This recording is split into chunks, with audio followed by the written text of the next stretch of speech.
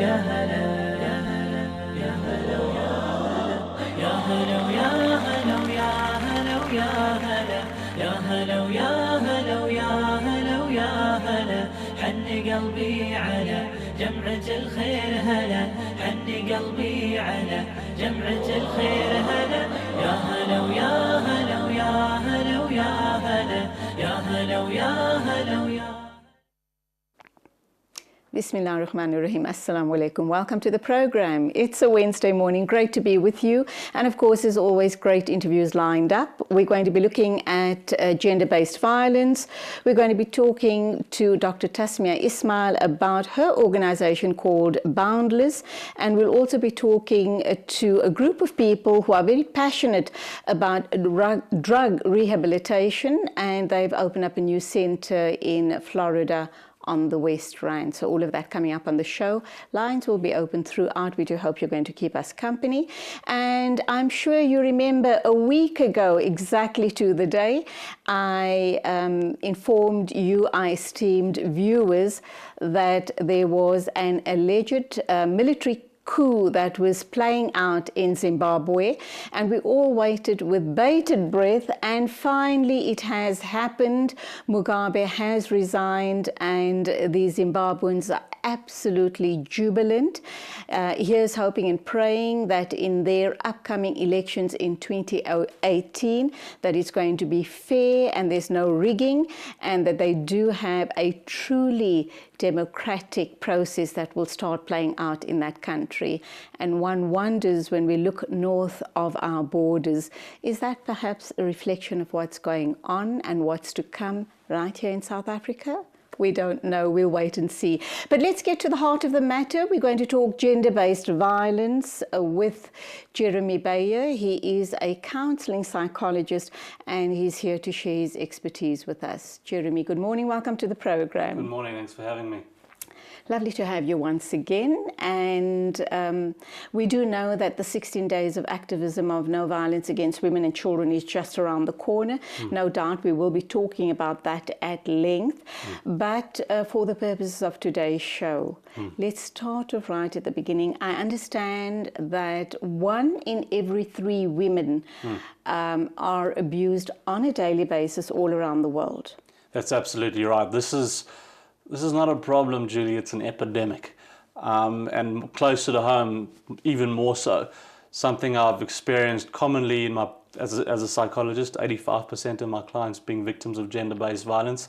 So this is becoming, unfortunately, a common phenomenon and something we simply have to get to the bottom of because it's a matter of urgency. Yeah. You see a lot of gender-based violence. We know that globally it's a huge issue. We know that we live in a patriarchal society. We know that in many instances women are absolutely dependent financially and otherwise on the men in their lives. Yeah. Do you ever think that we can get on the top of this issue? Can we shake ourselves off the scourge? Well, to get to the top of the issue for me, men have to take responsibility. And when I say all men, I mean all men. And you might say, why all men? You know, not all men are rapists. Absolutely.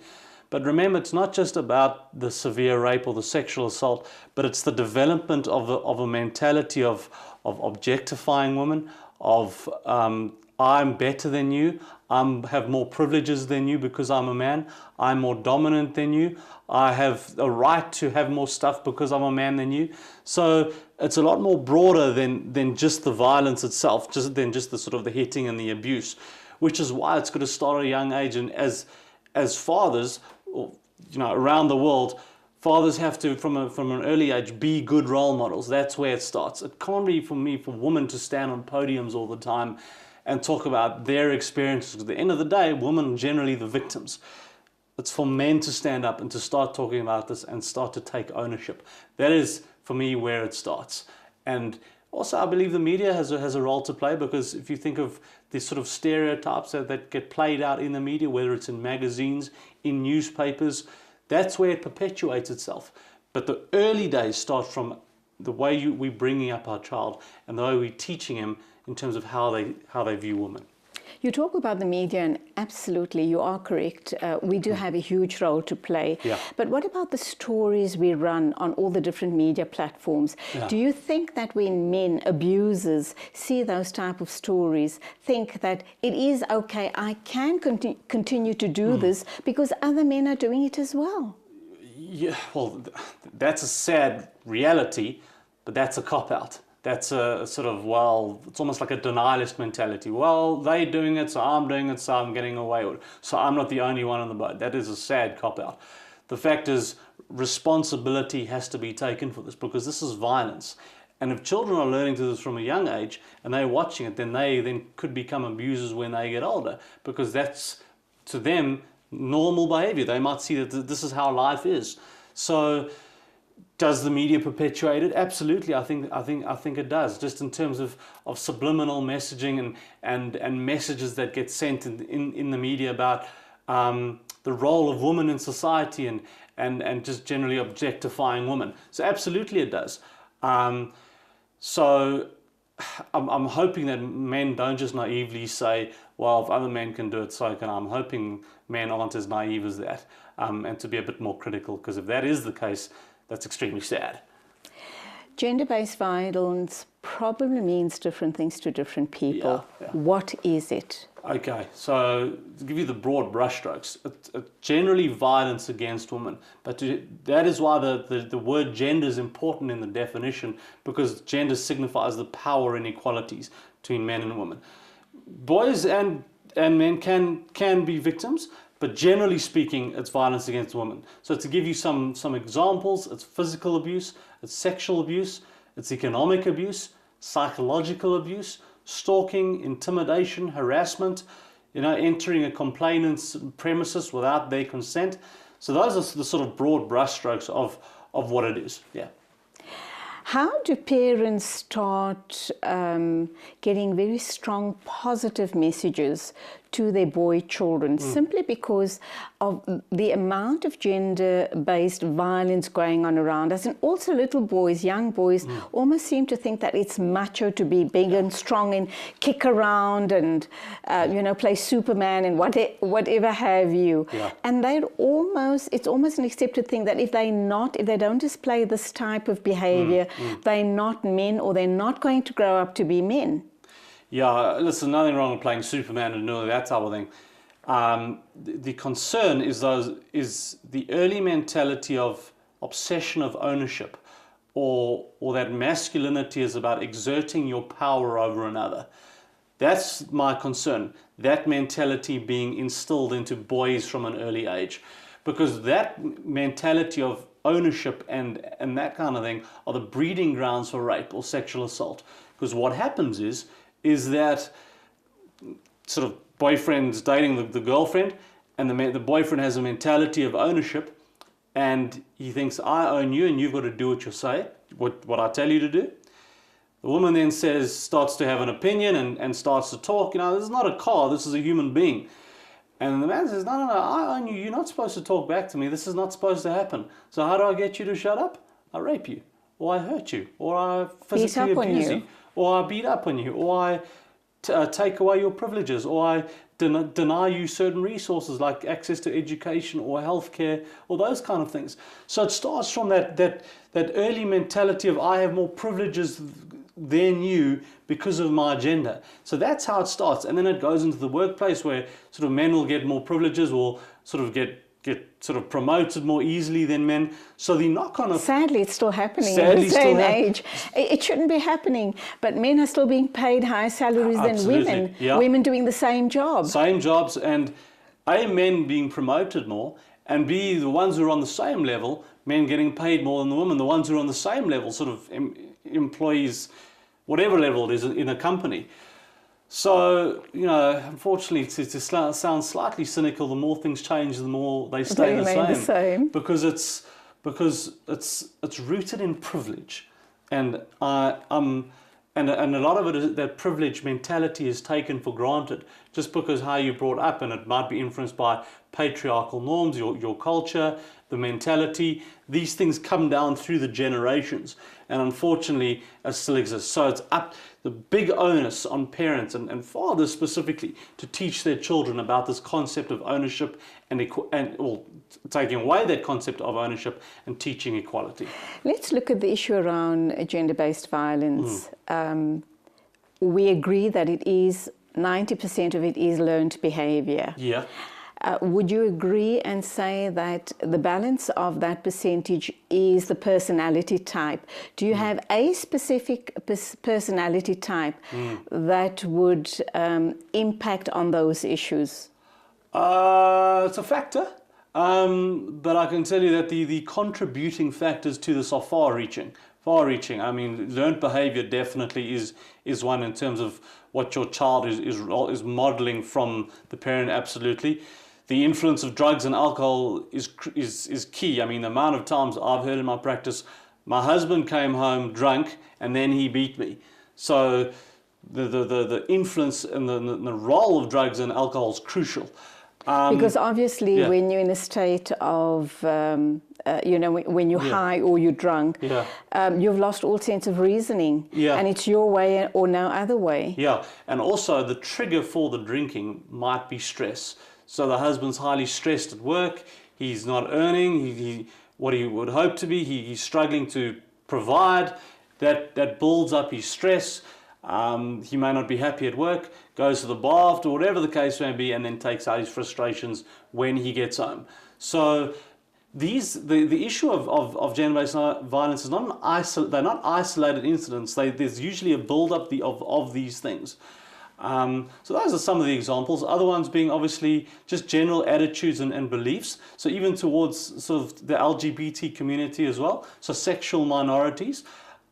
This issue of... Or anything or anybody that's slightly different to you. Anything that's different. So one thing that's still common is a thing called corrective rape, which still happens where men are sort of raping lesbians to try and make them straight. So in other words, correcting them. So this is something that's still very common as well. So... yeah, and that all falls under the ambit of gender-based violence, obviously. Because it's another gender and it's rooted in the power inequality. And you're not supposed to be like this, or you're supposed to be like us. You're going against the norm. So a lot of it, if you glean from that, Julie, is the issue of strict gender roles, rigid gender roles. Men must be like this, women must be like that, and if you're slightly different, I'll attack you. It's not supposed to be like that. And that is born from being brought up in patriarchal culture, sort of a rigid conservative household, etc. So we have to start looking at the precipitating factors instead of being quite reactive, which I believe we are in this country. Yeah. Let's take an ad break. I'm talking to Jeremy Beyer. He is a counselling psychologist. We're talking gender-based violence. We do hope you'll become a part of the conversation on the open line.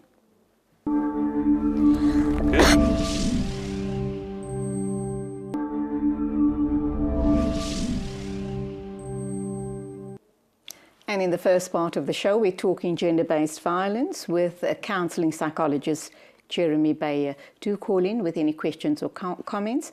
We'd love to hear from you. Jeremy, when we look at this angry man, when you look at issues around gender-based violence, I'm wondering how anger and anger, the buzzword these days is anger management.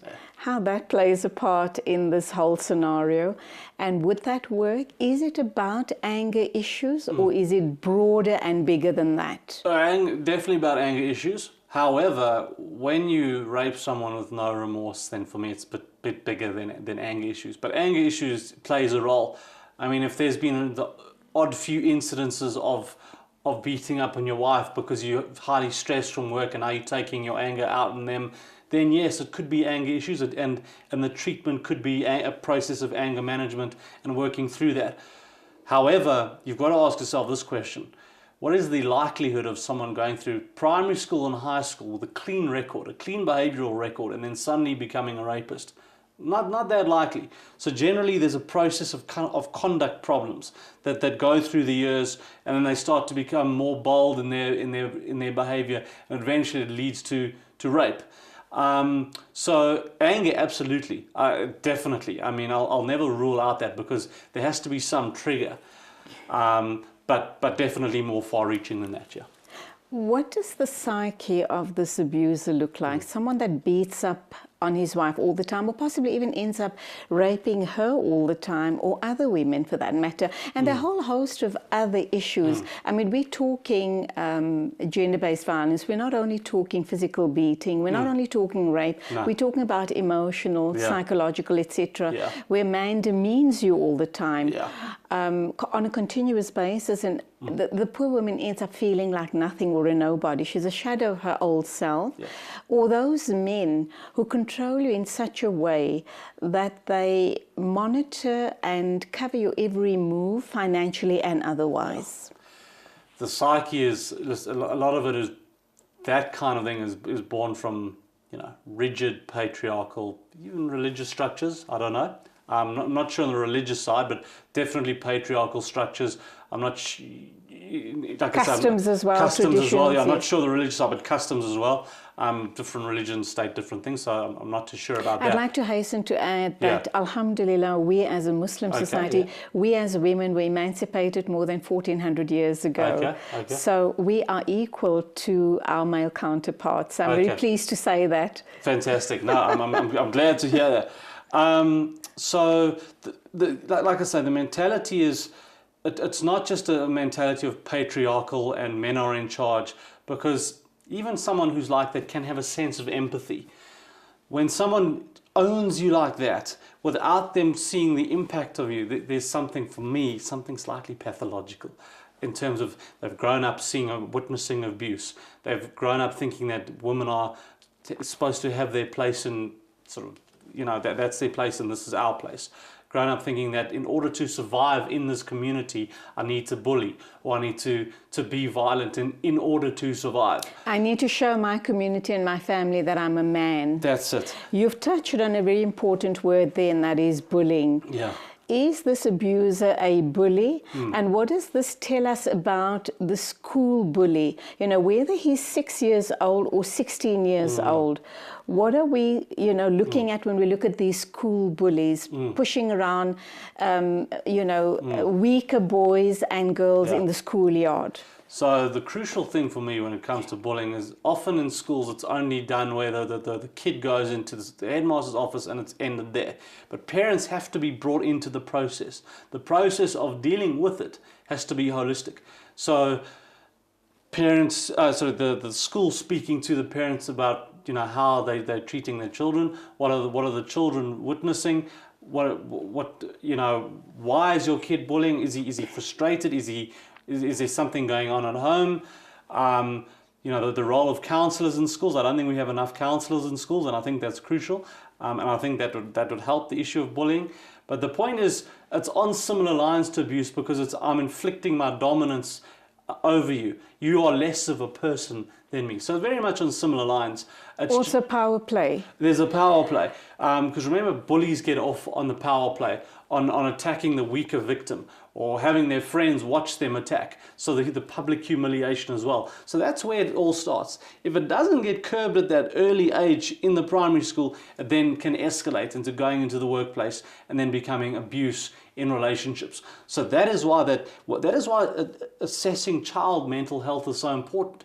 But it's not spoken about, it's not seen as a priority. We don't have enough facilities for child mental health, which means that those problems become rooted, and then it becomes sort of embedded into the personality in later years, and that's when the abuse in relationship happens. What would be the telltale signs? Let's assume I'm in a new relationship, or I'm just recently married, didn't know my husband too well, but now the abuse starts. It may start with name calling or screaming and shouting. I should imagine men who scream and shout all the time is also a form of abuse. Name calling, calling your wife all sorts of names, is also abuse. Oh, absolutely. What are the signs? How do I put a stop to it? And for something as, perhaps people would think it's insidious, but something as insidious as name calling, do I have any powers at all to stop it? What would that be? How do I stop it? You always have the power. You always have a choice.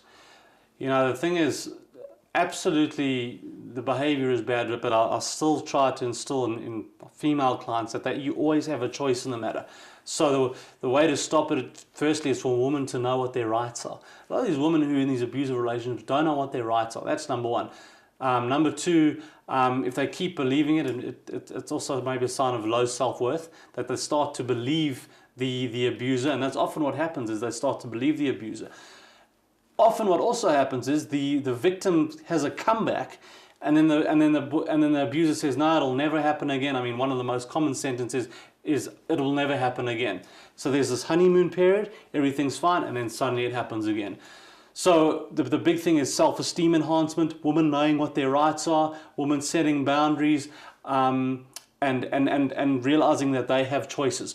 The problem is, Julie, is that a lot of these women stay in these relationships because of seeing the man as the breadwinner, and now they have children, and now it's their maternal instinct kicking in. And if I leave this relationship, what's going to happen to me? What's going to happen to my children? Will I still be able to feed them and clothe them and all that type of thing? So they'd rather stay in the relationship than get out of it. I think and that's the concern. The other thinking around children as well is the women, or even the man, makes the wife feel very guilty about the whole situation. Yeah. And they always say, think about the children, put the children first. Yeah. How they're going to survive emotionally and otherwise in a broken home. Yeah. So they, you have this guilt playing out on both sides. Yeah. But how damaging is that situation for the children? It's very damaging because of what they're persistently witnessing. They're persistently witnessing raised voices, aggression, and generally a toxic environment, which means, remember with children, if a child doesn't feel that the environment is a containing environment, they won't talk to you. They'll keep to themselves. And that's when the problems start, because they keep to themselves, and that can trigger childhood depression, because generally children don't talk about issues of depression. It shows itself in behavior. So that's where it starts to happen. And so parents need to be cognizant of this in terms of what are my children watching. So absolutely. So the parents have, that's what I'm saying, this issue of role modeling is so important. Or the child watching this and thinking, okay, aggression's fine, I'm then going to go bully children at school. So you see how the knock-on effects are far-reaching because of what they're watching. The role of parents is absolutely crucial. Let's wrap up. Your advice to women, or even men and boys who find themselves in this situation. How do they protect themselves? Are there mechanisms in place for their support if I'm a victim of violence? Well, firstly, and children as well. Yeah, good NGOs out there. Easy for me to say. Somcare Gender Justice. There's a South African Depression and Anxiety Group. I'm a call away. My number is 082-216-6006. I'll repeat it again, 082-216-6006. I've done a lot of this work, so I can help out in this regard. But mostly to remember what your rights are is very, very important. And for men to come together as groups and talk about this. We need to create more dialogues as a society to talk about these things. It's very important.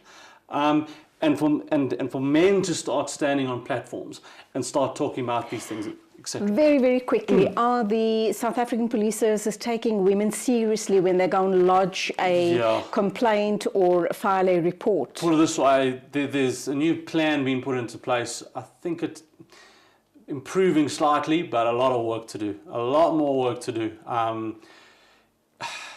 Let's leave slightly it there. Progressing, slightly Let's progressing. leave it there. Hopefully get you back in the new year. Fantastic. That was Jeremy Bayer. He's a counselling psychologist. We're talking gender-based violence, and no doubt we will be talking lots more about this particular issue in the coming days, in the coming weeks, with the 16 days of activism of no violence against women and children.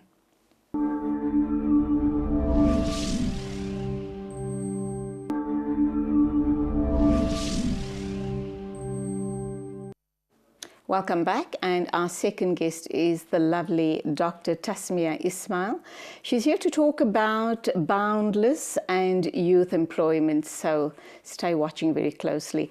Assalamu alaikum, welcome. Walaikum salam. It's Tashmia. Yes. Tashmia Ismail. Lovely to have you in the studio.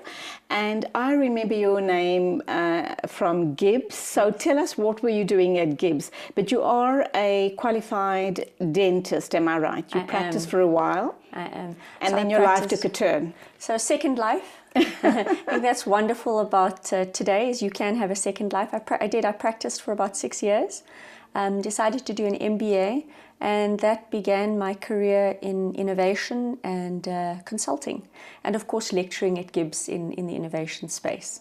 So they asked you to stay on after you qualified. You were still a practicing dentist at the time. Yes. You were doing your MBA, and your life then took a turn, and you decided to stay on with Gibbs, and you lectured there for a while. I did. So when I finished my MBA, I wasn't quite sure what I wanted to do. And Gibbs said, join us. We've got this big European Union project. It was a 12-country project on global innovation networks. So that was a very a dive into the deep end of this world of innovation. But it also began my love affair with this idea of ideas and how ideas can fix the world. And then this led me into inclusive innovation, which is a very particular family of innovation that looks at how you can use business interests, business resources and skills, but to drive community development. And so I set up at Gibbs what we call the Inclusive Markets Program. And we worked with a lot of companies on thinking about how they could foster development at the same time that they grow their business. And we wrote a book on this. I wrote a book with my dean, Nicola Klein, called New Markets, New Mindsets. And it was a series of case studies and ideas on how we could build an inclusive economy. Now we're going to talk Boundless, which ties in with everything you're talking about. We're also going to talk youth development and opportunities, obviously. And we know that that's a huge problem in the country. And we always say that if we can educate all the youth in the country, there are going to be endless opportunities for them. But then also there's a lot of focus on entrepreneurship. Yes. But of course you need some form of start. You know, it's fine that we talk about it, we bandy these ideas around all the time, but those people who have all of these great ideas need a kickstart. What would that kickstart be? So when I was at Gibbs in this inclusive world, I would take a lot of trips into townships. I've spent a fair amount of time in townships working with small businesses, micro enterprises we call them, and with young people in the community. And we noticed very similar elements that locked people into poverty. Maybe poverty is not the right word, subsistence level. So there were elements around self-esteem and confidence, which we think is probably the biggest stunter of the growth of people in their businesses. And the second were basics like business literacy. So I spun out of the business school and started my company called Boundless World, and we do inclusive strategy. So we think about all these elements in a community that need to be shifted in order to allow that community to prosper. And so we have created, and you know, one of our clients is Unilever, is very interested in sustainable living goals, and they are working with us to create a digital business literacy program. And we've been rolling it out in communities. It's incredibly successful. Just in the first few weeks, learners in our cohort on this phone and with a coach that we have in community have started businesses, or they've expanded their existing businesses. And all they needed was that little nudge. So people need some support. They need someone to help build their confidence. It's not always about capital. It's not always about the money to start a business. It's just giving people those tools. And those tools are similar. We see this across communities, and not just in South Africa. We see it in India, we see it in Kenya. So it's a developing market issue. How do you build those foundational blocks that act as a springboard for people? Let's look at a youngster who's dropped out of school, maybe only got to grade 7, for example, hasn't even finished his matric, but you see potential in him. And there are a couple of them, you know, like them all around, you know, South Africa and around the world. There's lots of potential, but they need someone to believe in them. They need someone to invest in them. They need someone to show them, well, I hear this is what you're all about, and I think that this will work for you. How do you start working with them? So you're touching on a massive, massive national issue, which is this idea of youth unemployment. And just to put a statistic next to the story you've told about a youngster, is actually 56% of 1 million youth that enter the labor force don't have a matric. And, you know, not having a matric doesn't mean you're not capable. There are so many elements and forces that impact people as they go through high school, and they drop out of the system not because of capability and not because of desire to want to get that matric. So we are looking, and this leads into what the work of the Youth Employment Service is. I'm CEO of the Youth Employment Service. It comes out of a business-led initiative, which was the CEO-led initiative. This was work with government to try to turn around some of these big national issues, one of which was employment. So we are intending to create 1 million jobs in the next few years. Oh, wow. It's a big task, but what we're finding is there's so many inefficiencies in the system. And one of these inefficiencies that you've just described is the fact that youth that drop out of the system in high school don't just drop out of high school, they become locked out of the economy. They lack the access, they lack the networks to be able to connect. True. Now, 60% of the country's unemployed live in townships.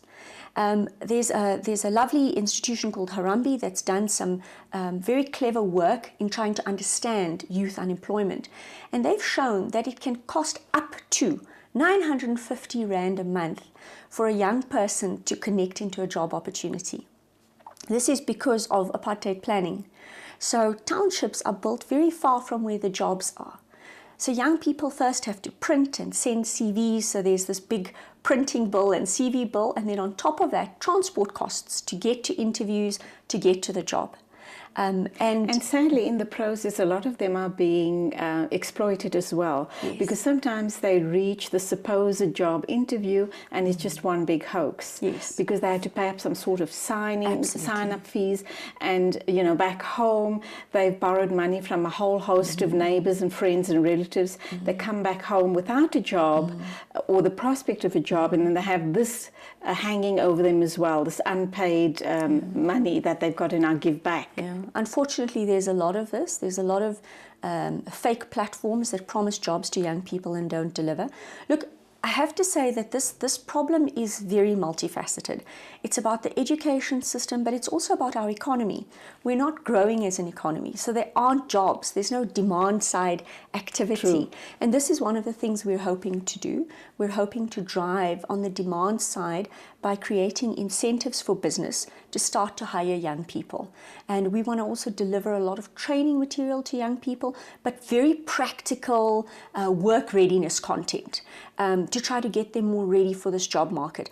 Research actually shows that even though businesses are afraid initially to hire young people, once you give that young person a chance and bring them into your business, they bring a lot of fresh blood, fresh energy. They pick up on technologies a lot quicker. So for small businesses, SMMEs, you know, I'm going to put it out there and encourage people, give a young person a first chance. Very often they'll surprise you, and they'll add a productivity to your business that you wouldn't have imagined. Now, you're talking about partnering with government with this initiative of yours, and it sounds very, very exciting. And we're hoping that you're going to get all of the support from the community and people watching us today. But what happened to that? There was that National Youth Development Program as well. How does that tie in with what you're talking about, what you're bringing to the table today? Right, so there are a lot of supply side or youth initiatives to prepare and train youth, and government has got a few agencies that deal with youth development. I think what differentiates the Youth Employment Service that I'm heading is that we are a highly collaborative unit that sit between business and government, but also that have a very intimate connection with business. Because you can't solve this from the youth side. You have to solve it as a holistic economic issue. And that means both the providers of jobs and the drivers of the economy have to invest.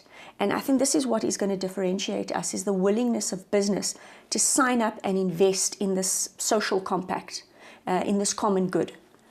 Okay, we're going to talk lots more. Let's take an ad break. Dr. Tashmia Ismail is here talking to us about the initiative that she's bringing to market, Boundless and Youth Employment. We're going to talk lots more about it after the ad break. Please call in for any information or clarity that you might need as far as this discussion is concerned. Do stay with us.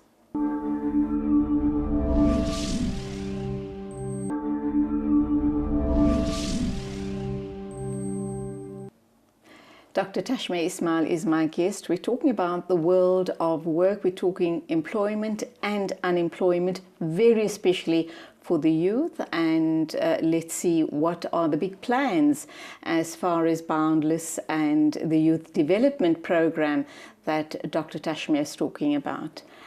How do young people access the support services that you are offering? Okay. And are there costs involved? Okay, so there won't be costs involved, perhaps a little bit of data with some of the tests that we will require. So the Youth Employment Service hasn't launched as yet. We're still finalizing our agreements with government.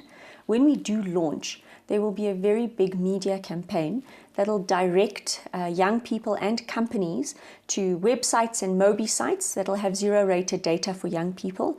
So it won't cost them a huge amount to register on the site. Right. What's very interesting for us is in terms of the inefficiency of matching of the right person into the right job, we find this to be a constraint in youth employment. So young people, there's 6 million unemployed youth in the country, 6 million.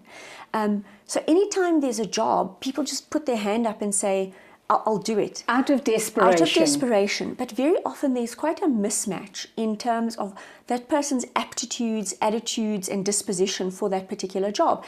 And if you get the young person into the right opportunity that matches with their profile, you find that they're very successful at what they do. And so part of what we're doing is we're working with a company. He's a guy with a Harvard doctorate. He's got an incredible company. He's doing work in India with Tata, with GE, and with the Indian government. But he builds through his app, by getting young people to play games, you can build a profile of this young person that is not biased and that gives you a far clearer picture of what they're good at. Because I was going to suggest that out of sheer desperation, not that they want to mislead anybody, but they're so desperate to get meaningful employ that they may just exaggerate some of their skills or qualifications on the application form. Yes, overpromise. And this is why companies don't hire young people, because nobody's de-risked them. Nobody's tested this young person to say, okay, this is what you're good at, and I'm giving you a reference letter. So you take on a huge amount of risk employing this young person. And so the Youth Employment Service will give young people a 12-month opportunity. And a big part of that is you come out of it with a CV. Wow. So we know that as soon as you have a CV and a reference letter, it almost increases your chances threefold. And for women, 86% if you've got a reference letter for a callback at your next interview. But exactly as you've put it, you know, this, using technology, we can now start to unpack far more scientifically, without bias, what a person's capabilities are. So almost like a psychometric test. It is a battery of psychometrics, but fun. Okay. It's game-based. So nobody feels daunted, because with a psychometric, you're always wondering, am I saying or ticking the right box, etc. We talk about this huge unemployment problem, not only in South Africa, this is now a global trend. Yes. I mean, just the way we do business, corporates are no longer, hiring that many people because there are just not enough jobs going around.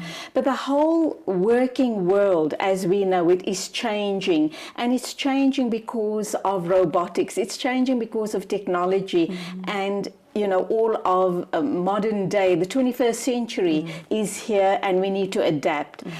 But with that comes the fear of possibly not having enough jobs to go around, not only in South Africa, but all around the world. The question is being asked, why go the robotics way when, as it is, we have such a huge unemployment problem? Sure. That's a big question that I think plagues many people in South Africa. The fourth industrial revolution, yes, it is threatening some jobs, but it also adds a lot of value to society. Certain elements of fourth industrial revolution and technology. If you look at things in agriculture, in biotech, it can really enhance society. The issue we have in South Africa is that we don't have young people that are prepared from an education perspective to enter the fourth industrial economy. And yes, big companies are shedding jobs, but this is also white collar workers. So AI, artificial intelligence, can replace white collar workers too.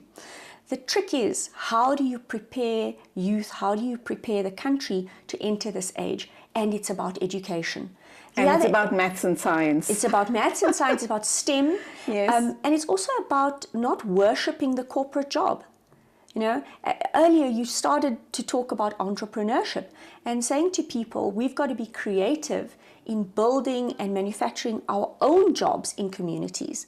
So if we can start to get township enterprises to scale, to start light manufacturing type of jobs that can absorb more semi-skilled people. In the services industry, there's a huge number of new jobs that are emerging. There's a class of jobs in the digital economy that young people are ideally placed to do. Things like data gathering and market research, which they can do right off their mobile phone. You can start a viable business today on your mobile phone. So it also opens, you know, technology at the same time that, yes, it does take on one side, but it's also offering massive opportunity on the other if we just build our confidence to start experimenting with it. Now, you and I know these things. The child in the township is not aware of it. How do we get this type of information filtered down to them so that they know how to start preparing themselves for the world of artificial intelligence? That's the one thing. And the second thing, which you also touched on, corporates unable to absorb all the unemployed youth because there just are not enough jobs to go around in that sector any longer. And obviously, I think the trend has starting in Japan. You know, Japan and Germany are the forerunners as far as big corporates are concerned. In terms of, in Japan, your grandfather started at a company and he was assured at that time that his grandson will take over from him in a large corporate. Lifetime employment. Those days are over. Yes. There's no such thing. It's never going to come around ever again because we are in the 21st century. We are in the world of artificial intelligence. So, I mean, I think there are two questions there. The first one was about how do we filter the benefits of the technology into communities at the level of youth. Young people are incredibly experimental and curious. They love to be connected. So I don't know that our problem is getting them interested, and they learn very fast. We've got to create the infrastructure. Our data costs are still very high. We still don't allow young people to connect at a cost that they can afford. So as we see Wi-Fi costs dropping, as we see broadband costs dropping in communities, we will naturally see an uptake of these technologies by young people. It's a natural phenomenon. So the cost is the barrier to entry. One of the barriers to entry is the cost. The second thing is we're never going to get away from the fact that we have to have a functional education system. True. At the end of the day, you want people coming out of a school system better prepared. How do we start to also teach entrepreneurial skills from school level, knowing that the jobs market is so different today and many young people will have to create a future for themselves rather than being absorbed into the formal economy. So these are, you know, they're structural things that we just have to get right. And then there are things I think in the shorter term that are a lot easier, like bringing down data costs. And then in terms of economies like Germany and Japan, you know, one of the things that Germany and Japan face is an aging population. True. So they don't have a lot of young people. It was quite interesting. I saw that there's what they call grey crime, where crimes are being committed in Japan by old men with grey hair. Oh, it's goodness. a really funny problem, you know. Also Yeah. in Japan, policemen don't have anything to do anymore, so they're looking for alternate jobs for them. So I think we have a very different social dynamic and demographic profile, where if we can harness the potential of the large numbers of young people that we have, we can capitalize on this beautiful set of words called the demographic dividend. That if you have a lot of young people that become productive entering the economy, they can really give that economy a boost. But if we don't figure out ways to make these young people productive, we're in trouble as a country. Okay. When are you introducing your youth empowerment? The Youth Employment Service. Yes. So that will hopefully be in the first quarter of 2018. Great. With the conference coming up in December, and of course, South Africa, late November, December is a crazy house. So we hope to have the new start, new year, new compact, new South African compact, and we feel that fresh energy will be good to launch in Q1. So you're going to launch in the new year. Yes. What should young people be looking out for, and are you afraid you're going to be oversubscribed? Yes, I mean, this is the reality of the situation. At the moment, there are more jobs, less jobs than there are young people. 6 million unemployed youth are all looking. But we will ramp up. We really believe that we will have this flywheel effect, that in the initial stages it's going to be difficult to find placements for young people, but we think that we are going to get this momentum going, and over time we should start to build more of those jobs. Part of our strategy is not just to place young people into existing companies. We also have a strategy to build small and medium enterprises, and a strategy to drive lots of these new digital jobs. So creating new cohorts of entrepreneurs and micro enterprises. So there's a multi-pronged strategy to try to get jobs, but like I said, we have to be creative to unlock that. Young people watching us this morning, not quite sure, which line of study they should be going into, and let's assume these are people that are at school and are wondering, in my day, I'm not sure if it's still the same, but if you went the route of a doctor, lawyer, or an accountant, you have made it, you've chosen the right choice, you've made the right choice, Yes. and you're going to be living happily ever after for the rest of your life. That's not true any longer, is it? No. I mean, I've got a 16-year-old daughter. She'll be 17 in December. And when I look at the array of new jobs that she will have access to, I would say to young people, don't lock yourself in. Go out there, read, explore. There are amazing avenues for young people today, especially in this fourth industrial economy. Interesting things that you can do. I also really suggest these psychometric tests. Since I've been researching this, I've sort of entered this world of understanding how sophisticated we've become in unpacking what your talents are and what you enjoy. Go for something that you are that you love doing. Go for something that you're passionate about. And these psychometric tests that are now freely available online can really help direct you and channel you into a space that you can thrive in. So give us the web addresses or websites of the psychometric test that you're talking about, Okay. and also contact details or your webpage so people can then get in touch with you after the show. Great. So our email address for Yes is collaborate@yesforyouth with the number 4 in the middle, .co.za. Collaborate@yesforyouth.co.za. The app, the one that I've been using and we hopefully going to use in our program, is called NACK. K-N-A-C-K. Okay. It's a NACK app, and it comes with 3 games that you have to download. And they're fun games. When you play these games, the app will collect the data in the background. It's measuring all sorts of things you have no idea about. And then it'll create a profile for you, and it'll let you know what direction you should go in. Any cut-off age or any starting age That's the too? beauty. That's the beauty. Okay, Well, I mean, anybody. I think I would imagine, look, I have these nieces and nephews that are more tech savvy than I am. So, and they're 7 and 8 years old. Goodness, yes. So kids can play it, but I would say it's fine for high school, but right through, you and I can play them And just too. see if it fits in with who we are. Who we are. I did mine. It was really interesting. So Okay. I'm in the right space. Oh, good on you. In closing, what do you want to tell our viewers, especially as regards youth unemployment and future possibilities are concerned?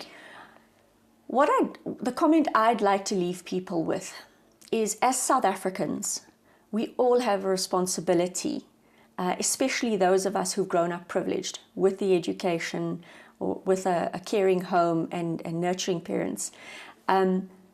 We can't afford to live in a bubble. We all need to contribute. We all need to understand that to build our society, it's about everybody putting in all in and rallying around some key priorities. We have a highly unequal society, and we all need to work to address this. Dr. Tashma Ismail, it's been an absolute pleasure having you on the show today, and we look forward to the launch, and we do hope that we can also do a breaking story here once you launch in the new year. Wonderful. Take care. Thank you for being with us. That was Dr. Tashma Ismail talking to us about the amazing opportunities that are going to become available for the youth early in the next year. Please watch the space and do visit the websites that she shared with us this morning. Still to come, we're going to talk about the new rehab center, Kuluma. They are in Florida on the West Rand, and they're here to talk to us. So do stay with us.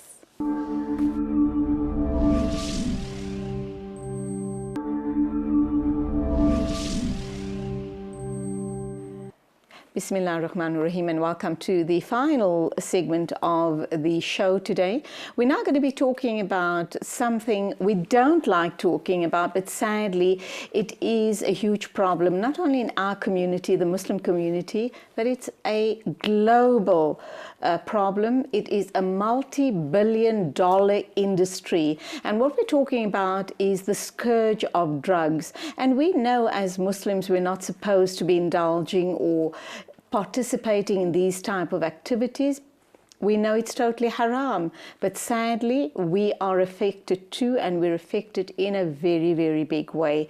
And this of course results in support groups and rehab centers popping up all around our communities, our country, and big-hearted souls give of their time and their effort, and also financially, to try and win back our children, rehabilitate our community so that we can have healthier people, healthier families, and healthy communities as a whole. Now, a new rehab center has popped up in Florida. That's on the West Rand in Johannesburg. It's called Kuluma. Let's get the backstory of Kuluma. Rafiq, salamu alaikum, and Tahira, salamu alaikum. Welcome to the program. Rafiq Ferguson and Tahira Rubich. Rafiq, you've been in the studio a couple of times before. You are a recovering drug addict. Alhamdulillah, it's almost 2 years, am I right? And I'm sorry that I've got to remind you that you are a recovering addict, but it's important because people need to know that you have been down that very dark path, and you now have cleaned up your act, alhamdulillah. You are now working with the community. You are trying to save lives and clean up our community. So may Allah subhanahu wa ta'ala be with you all the way. Inshallah. Wa alaikum salam, Julie, and to the viewers. Yes, you know what? I appreciate the fact that people remind me. It's just a wake-up call. It's, you know what, Julie, like I said before, working with people who are in active addiction, getting them into recovery, keeps me in recovery. And it's been a tough journey, 2 years almost. And my vision, it's here, Kuluma Addiction. Alhamdulillah, alhamdulillah. We've recently started, yes, we launched this past Saturday. We have 8 clients who are inpatients.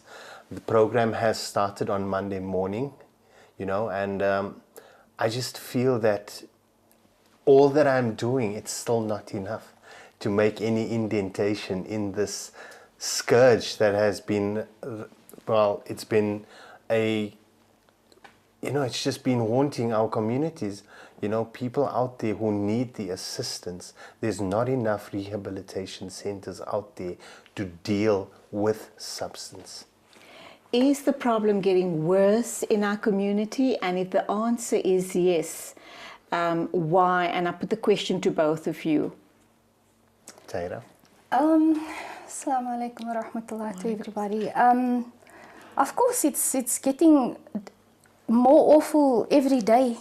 You know, we from something which many cannabis smokers say is a natural substance. There's so many synthetic drugs, designer drugs coming out, and you know, no matter how you try and get those substances in its saleable form under control, broken down, you know, ratics with the nyaupe, you know, people are with as much as Google is an awesome and valuable resource, it can be used in a destructive manner also. So you have labs popping up in complexes, where people are actually manufacturing it themselves.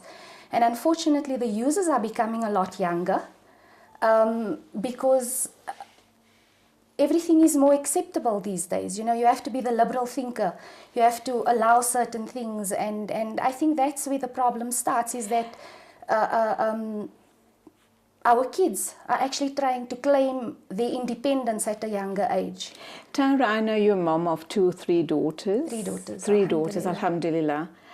What do you believe as a mother, what do you believe is going wrong in families and in communities that our young people are walking down this path? I think you've opened up a can of worms, but I think I said it a very long time ago, and I do thoroughly believe it, that when our kids were given rights, they have a right over their parents, according to the legislature, I do believe that was actually, it's a blanket solution to isolated problems. And this is why I say, they're trying to claim their independence as our equals and as our peers. And so with the result, they think they can make responsible decisions, and they cannot. And maybe we as parents are failing our children because we haven't put down boundaries when we were meant to. Yes, I'm probably going to get a lot of flack for this, but I do believe that our generation of parents are extremely lazy. There's so much emphasis being placed on that we need to be friends with our kids. And Shaitan's qasam was that he will mislead us in the small things. True. And to say that we are our kids' friends is a huge, huge misguidance. We are allowed to be friendly with them, but I'm not my daughter's friends. They're going to have millions of those in their lives, but I am their mother. So and you're there to guide them and set boundaries. That is my job. Mm-hmm. That is my job, and a lot of parents don't look at it that way. And then there's also lots of other distractions. Technology for one, everybody's face down in their phones. So as long as, I call it the shut up tool, as long as the kids are occupied, the parents are just as occupied. I'm guilty of that as well because I make a living doing social media. So I think, coming back to the question that you asked, the one thing we do sorely lack is the one sunnah, everything in moderation. There is no balance. Mm-hmm. And that if we make effort on that, inshallah, we can at least make some progress. Why are you so interested and have committed your time and energy to Kuluma, the new drug addiction center or drug rehabilitation center in Florida? Every journey starts with one step, and I did the past few years of my life, I did realize that situations I found myself in, people that I found myself in the company of, inshallah, I think this is what it has all led to. Rafika and I, we've been at school together since grade 1. And he bullied you at school. He was. Okay, let's get to Rafik. That was just a light moment. Wow. We're discussing something really very serious here. Yes. You've started the rehab center. It's a passion of yours, inshallah. You made a statement just now and you said you've only got 8 patients, if we can call them that, and it's going to be a long journey, it's going to be a tough journey. Inshallah, they will be rehabilitated. But those 8 equate to hundreds more because each one of them touches 16 lives directly, and that circle just grows bigger and bigger and bigger. How long are they going to be with you, and are you following the normal 12 steps, etc., that other drug rehab centers follow as well? Julie, I'm glad you asked that question. Basically, the 8 people who are currently there will be there and be housed for 6 months. Yes, I do use the 12-step program, okay, but not directly. My program is based around the 12-step program, where the first step is basically admittance that you have a problem. And these guys and girls, obviously the ladies and gentlemen that came in. You have girls at the rehab center as well? Yes, Oh I gosh, do. that is sad I to do. hear. That It very is. sad to hear. And in a previous interview that we had, they're Muslim girls. Okay. And it started off with wanting to lose weight, Oh yeah. And So what would their drug of choice be? Not that we're giving the green light to anybody here. look, as we discussed before, crystal meth. They are using That's crystal cat. meth. No, that's No. tick. That's stick, Tick, okay. correct. And one center in an area like Florida, is not enough. We have, I think, at least 6 centers in Florida, but we're not making any indentation in the drug peddling industry. It's still growing. It's still out there. We have people coming into recovery that want to make the change. It's not a holiday home. It's not a B&B. That's one thing that you've got to understand, that coming into a recovery and wellness center, you yourself have to want recovery. You yourself you've got to want to make the change, okay? Being almost 2 years clean now, I can tell you that yes, my journey started with me wanting this, and it's just escalated from there. My mentor, Harun Osman, told me once, he says, you've got to become real. And I wondered, what is this man talking about? I am as real as it comes. I'm human. I have blood flowing through my veins. How more real do you want me to be? He said to me, you have to let go of what is holding you down. You have to let go of what is hurting you. You have to let go of things that you cannot forgive yourself. Blaming the whole world around you for your circumstances rather than taking ownership. 100%. A lot of these people that are in addiction blame their parents, they blame family, they blame friends for their situation or their condition. But what they have to realize is that you are the reason why you are in those situations. You are in those situations because you chose this life, It's like... How can you blame someone else for you having made the choice to take that first puff? Correct. It's not about option. All right, let's take an ad break. I'm talking to Rafiq Ferguson and Tahira Rubic. She is also lending a very, very big supporting hand to Kuluma, and that's the name of the new rehab center in Florida, west of Johannesburg. We're going to take an ad break, and when we get back, we do hope you'll become a part of the conversation. And Rafiq also tells me that they are in need of much needed funds and other items. So if you have a big heart, then please do dig deep into it and into your pockets and make this dream a reality.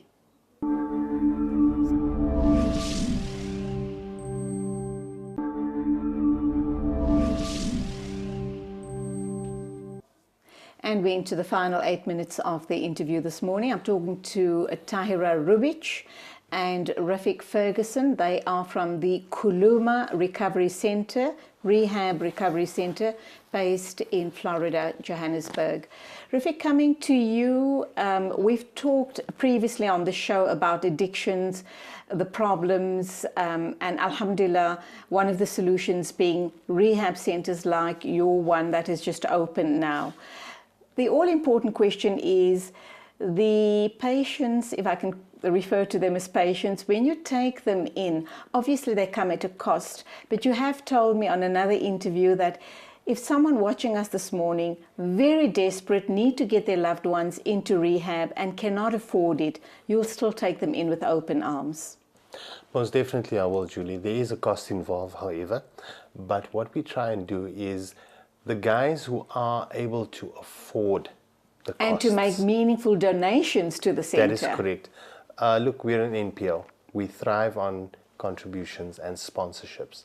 But what we do is for every 10 beds that are paying, we accommodate 5 beds for people who can't afford recovery. Alhamdulillah. You understand? These are guys coming off the street. These are families who cannot afford. I'm talking about mom and dad who's on pension, whose child is now 40 years old, do you understand, who's had this problem for a while, and this is the final straw. This is the final time where they can actually come forward and say, Dad, I want this. I want to change. Mom, please assist me. Parents get a hold of Kuluma addiction, we never turn away people. It is our human right to be recovered. It's our human right, and for the ummah to be perfectly sane. You know, with substance abuse, we have the stigma attached to it where people think that once an addict, always an addict. It's not like that. You can turn your life around. You can turn your life around in an instant. You know, like I said the last time, recovery is Allah. And Ameen. Allah is recovery. Ameen, you know? ameen. So to walk this journey, yes, it's a spiritual journey. Yes, 50% of our intake is Muslim. 50% of our intake is non-Muslim. So this is just to prove that it's across the board. Right. Tahira, I asked you off air just now, and you're making a meaningful difference by giving off your time and helping run the centre. People watching us this morning, apart from monetary donations, maybe clothing and other stuff that you guys need, how else, or someone watching us thinking, I don't have anything to give, but of, you know, I can give of myself, I can go in there, but what can I come in and do? As we said, you know, to give of your time, and in the break, Rafiq said many of the recovering addicts have been out of society's norm, you know, and They haven't interacted much socially. in a normal Yes. setting, in a non-drug situation. And so if we have people who come in and just visit with them and speak to them as though they mattered, you know, share something with them, you know, that's part of the recovery process, because we all need acceptance, you know, and come in, cook that pot of soji, you know, if that's what you're good at, you know, anything that you can contribute, inshallah, that is the best of what you can give. Inshallah, it will be happily accepted. Okay, so people watching us this morning, and this is also a form of, obviously, dawah, and, you know, you can come in, maybe run, you know, come in and talk a little bit about Islam, reteach them, maybe they've forgotten how to read their salah, their du'as, their kalimas, etc. They can give of their time in that way, or they can help bring in books and read books to them, games and so forth. But in terms of items that you desperately need right now, what would it be? Julie, right now we're in desperate need of single bed mattresses. We're in need of single bed bedding, you know, linen, things like that. We're in need of digs to cook for these people. Also, Digs or big pots? Big pots, yes. And then also what we need, and very important, are contributions of cash, maybe, you know. It's not nice to come on a program and ask for cash. Marv, okay. When you talk about, and we'll come back to the monetary issue as well, you'll give us banking details or contact details. Bedding and clothing, etc. If it's gently used, you still will accept it? We will accept it. Alhamdulillah. Okay. You did indicate to me that Dr. Marlon McKay is giving of his time to come and do regular checkups there. You also have other people, volunteers, psychologists, and other medical practitioners that will be coming in regularly. So you are being run like any other rehab center. You're not cutting corners, you're not shortchanging anybody. That is correct. We're doing everything by the book. I believe that doing things the right way is the only way. We have people's lives that we're working with. We have people's lives that are in our hands. We have families who are depending on us to make a difference. Into you. Exactly. And I think that where we are right now, we're the new kid on the block. And we've got a lot of experience with regards to personal capacity, yes. But what we need is, we still need the community. We need their support through this. We need families who have this problem with active addiction and family members in active addiction. We need them to come forward. We're there for them. And we're running support groups as well. We're going to start running support groups. And when does that start? That starts as soon as we get people coming in to do this. And it's not have someone in the center for you to be in our support groups. If you just need someone to talk to about how it's affected you and your life, come in, sit down, talk to us. We always eager to listen and always eager to give advice. Inshallah. Okay, we've got 2 minutes to wrap up time. You spoke about in need of monetary donations. Correct. How do they go about doing that? Okay, they can get a hold of me or Tyra. Give us one telephone number. 071 071 138 138 4243. 4243. That's There you go. correct. And if people haven't managed to get that down, they can get in touch with us here at ITV and we'll pass those details on. In closing, what do you want to say to the community? Because you are very dependent on the community on the West Rand. What I need to say to the community is that you're not alone. We're there for you. We're there to assist you. So don't be shy. Even if it's at 12 o'clock at night, give me a call. I'll be there to assist, definitely. We don't have time to talk about the new drug Flakka that's on the market right now, but let's leave it off for another time. Yeah. What would you like to tell parents to be aware of as far as Flakka and other drugs are concerned? Like I always say, if you as a parent have the sixth sense that your child is involved with substance and you just don't know, you can't put your finger on it, know this, that you're right. Okay.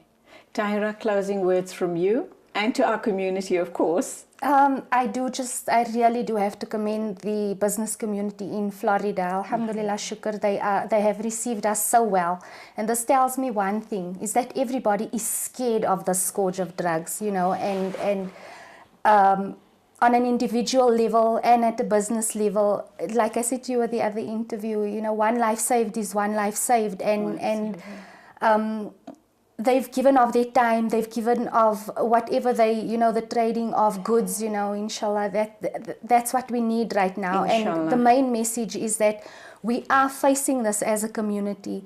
The fact that they've received Kuluma addiction so well tells us that how much we are needed in that area. Inshallah, Ameen, may you grow from strength to strength. May Ameen, you truly inshallah. turn lives around. In fact, I shouldn't say grow from strength to strength. I think with the type of work you do, let's hope that you're able to rid the community of the scourge.